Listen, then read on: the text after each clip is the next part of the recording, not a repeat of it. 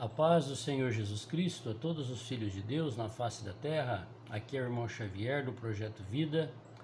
Nós estamos lendo a Bíblia, a Palavra de Deus, Novo Testamento, livro de Hebreus, capítulo 6, versículo 7.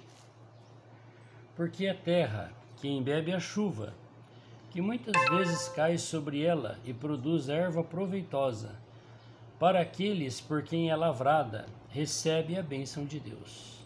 Amém. Mas a que produz espinhos e abrolhos é reprovada, e perto está da maldição, e o seu fim é ser queimada. O Senhor mostra na sua palavra que o nosso coração é a terra. O coração do homem, a alma do homem, mente, vontade, emoção e a consciência, faz parte do espírito do homem e é o coração do homem.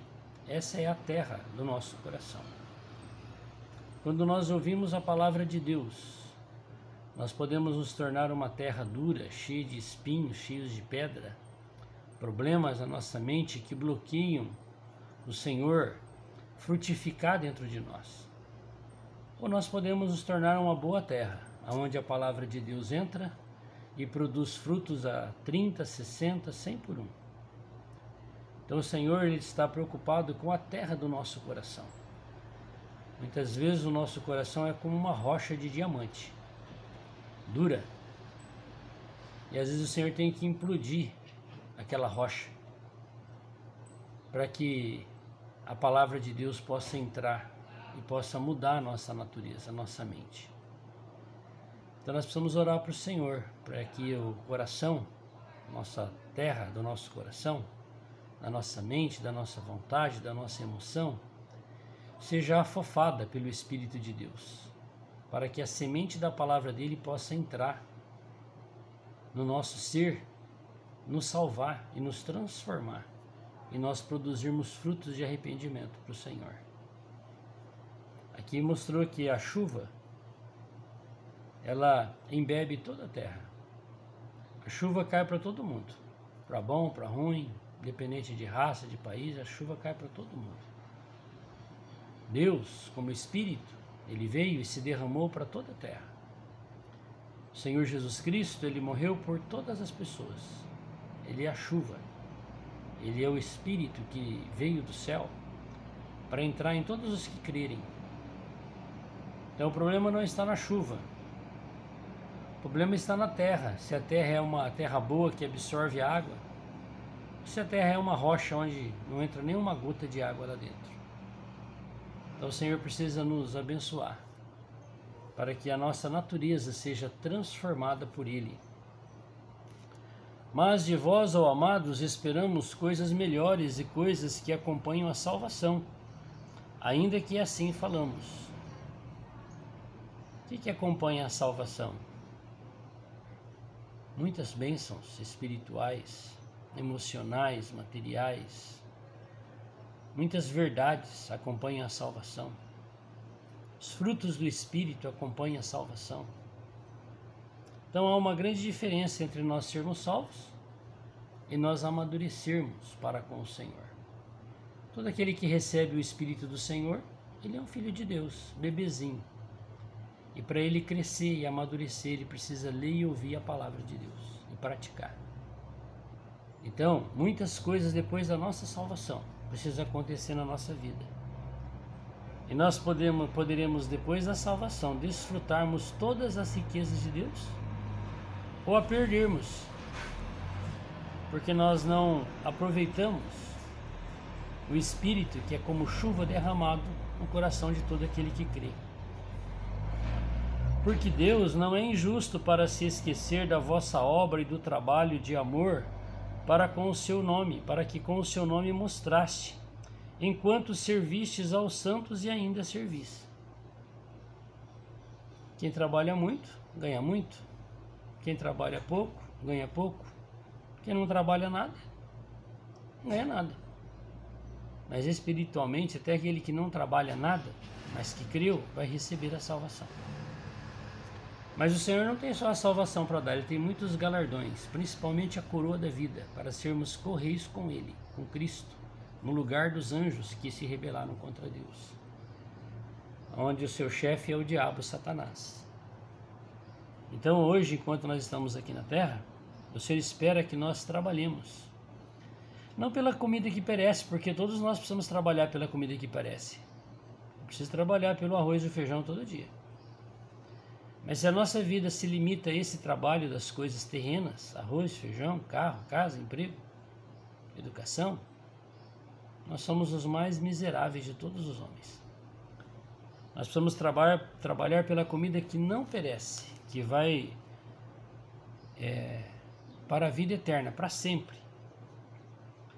E isso aí envolve o nosso trabalho no Senhor, para Deus. E o principal trabalho para Deus é pregar o Evangelho, de graça pela fé. Quando nós praticamos isso, nós estamos servindo as pessoas com a salvação.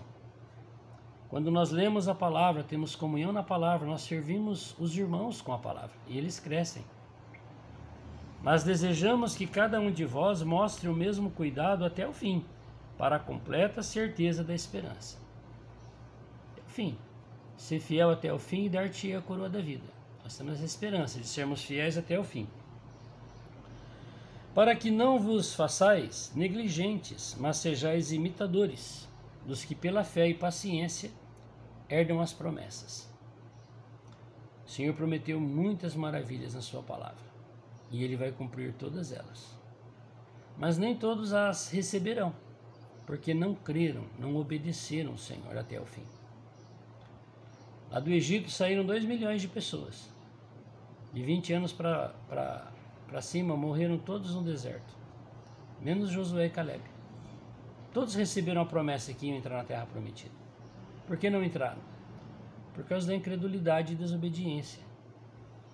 Porque quando Deus fez a promessa a Abraão, como não tinha outro maior por quem jurasse, jurou por si mesmo, dizendo: certamente abençoando, te abençoarei, e multiplicando, te multiplicarei. O Senhor fez de Abraão e Sara, um casal estéril, pai de uma nação como a areia do mar, os judeus, e pai como as estrelas dos céus, da igreja, porque você só se torna igreja se você tiver fé em Deus, crer nele. Se você não crê em Deus, você nunca vai ter Deus, você não pertence à família espiritual de Abraão. Assim, esperando com paciência, alcançou a promessa. Mas até ele alcançar a promessa, ele passou por muitas fraquezas e provas. Teve Ismael, que não era o filho da promessa. Até hoje, os descendentes de Ismael são os piores inimigos do povo judeu, de Israel. Fruto do quê? Da desobediência de Abraão. Mas a fé dele foi crescendo dia a dia, conforme ele conversava com Deus, a fé ia sendo acrescentada nele. Ele cometeu vários erros grosseiros, igual eu e você. Mas um dia, o Senhor lhe pediu o filho, e ele creu que o Senhor era poderoso para fazer o menino levantar depois de queimado em cinzas. E isso lhe foi imputado por justiça. Por isso ele estava disposto a imolar e sacrificar o seu filho, que ele esperou a vida toda, já era velho, que ia gerar todo o povo de Israel. Ele estava disposto a entregar aquele filho para Deus. E ele foi chamado pai da fé. Porque os homens certamente juram por alguém superior a eles. E o juramento para a confirmação é, para eles, o fim de toda contenda. Geralmente quando há problemas, entre as pessoas, e a pessoa fala: não, eu prometo que eu nunca mais vou fazer, geralmente acaba a briga ali, a contenda. Pelo que, querendo Deus mostrar mais abundantemente a imutabilidade do seu conselho, aos herdeiros da promessa se interpôs com o juramento. Então Deus jurou por si mesmo que lhe daria a terra para todos os seres humanos que crescem e recebessem ele e fossem fiéis a ele, o governo no lugar de Satanás e os seus seguidores, desde o princípio. Para que por 2 coisas imutáveis, nas quais é impossível que Deus minta, tenhamos a firme consolação. Nós, os que pomos o nosso refúgio em reter a esperança da proposta, a qual temos como âncora da alma segura e firme, e que penetra até ao interior do véu. Que véu? O véu dos santos dos santos. lá na barraca, no tabernáculo, que o Senhor mandou fazer lá no deserto, aonde foi colocado a Arca da Aliança, a caixa da promessa, onde Deus tinha escrito com a sua caligrafia os mandamentos na pedra. Esse tabernáculo tinha 2 compartimentos. Tinha o primeiro véu, você entrava em um compartimento. Tinha o segundo véu, outro compartimento. Era nesse segundo que estava a Arca da Aliança. E só Moisés podia entrar lá para falar com Deus, onde Deus era a própria luz daquele ambiente. E os sacerdotes podiam entrar no primeiro compartimento, onde tinha a luz do candelabro. E todo o povo podia passear em volta do tabernáculo, entre a cerca e o tabernáculo, que era o átrio exterior, onde tinha a luz do sol. Qual luz é que eu tenho? Eu tenho a luz do sol? A luz do candelabro? Ou eu tenho a luz de Deus no meu espírito? Nós também somos aquele tabernáculo, corpo, alma e espírito, átrio exterior, santo lugar e santos dos santos. Para nós sabermos o que Deus está falando conosco, nós precisamos viver aonde Ele está, em nós. Aonde que Ele está em nós? No espírito do homem. Mas nós precisamos entrar para dentro desse véu.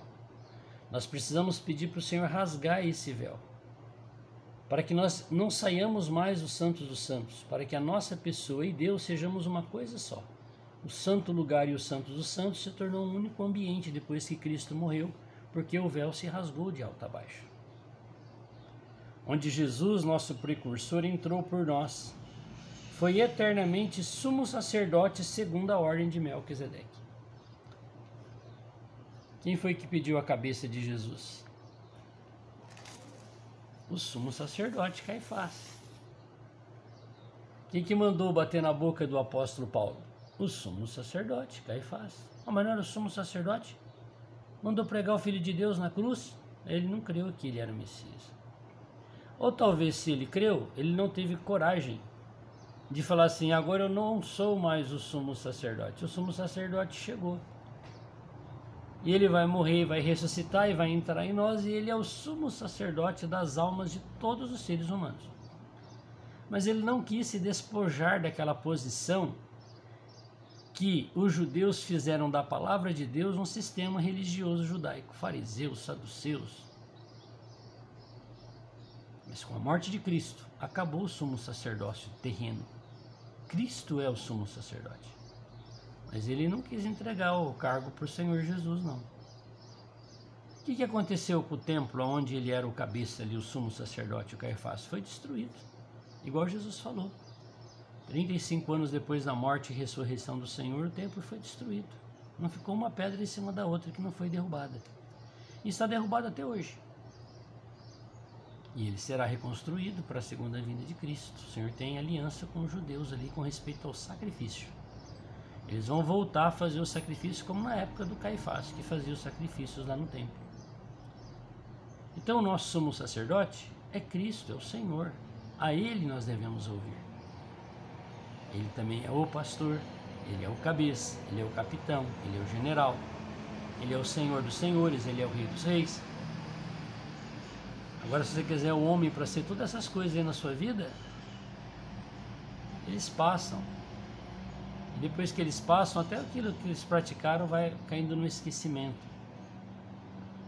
Mas o Senhor não. Ele é o sumo sacerdote vivo dentro de nós.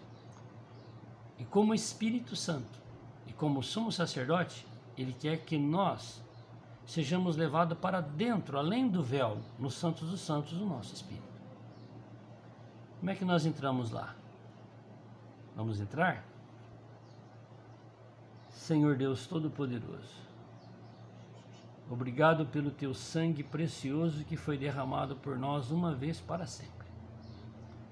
Nós entramos na Tua presença debaixo desse sangue glorioso, maravilhoso, perdoador, eficaz. Só o Teu sangue, Senhor, pode nos purificar de todo pecado. Só o Senhor pode nos qualificar a estar no Santo dos Santos, além do véu. E nós temos um desejo, Senhor, de permanecer no Santo dos Santos o tempo todo. E só o Senhor pode fazer essa obra gloriosa em nós. Nós queremos, Senhor, desenvolver a nossa obra aqui na terra, com os olhos nos céus. Nós Nós queremos viver a nossa vida humana aqui na terra, desfrutando da Tua presença, da Tua comunhão no nosso espírito. Ajuda-nos, Senhor, a vivermos assim.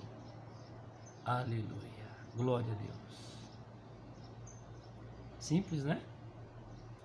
Se você quisesse entrar no Santos dos Santos na época de Jesus, no templo, você tinha que ir lá na cidade de Jerusalém, no país de Israel.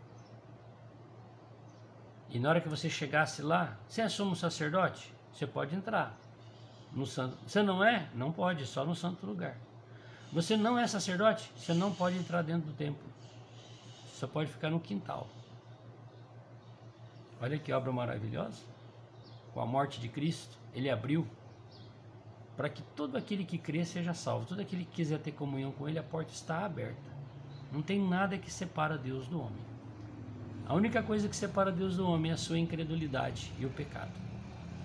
Porque o pecador que chega diante dele sujo, ele limpa e lava e fala, agora vai e não peca mais. E se você não viver na prática de pecado, toda hora que você vir, você vai lá sentar com ele para comer com ele. Aonde? Dentro do seu espírito, dentro de nós. Então Deus não está na igreja, que o povo fala, aquele salão de reunião com uma cruzinha em cima, aquilo nunca foi, nunca será igreja. Ele está na igreja, sou eu e você que creu no Senhor, Ele está no seu espírito, no meu espírito. É dentro do nosso espírito que Ele quer ter comunhão conosco. Louvado seja o nome glorioso de Deus. Glória a Deus.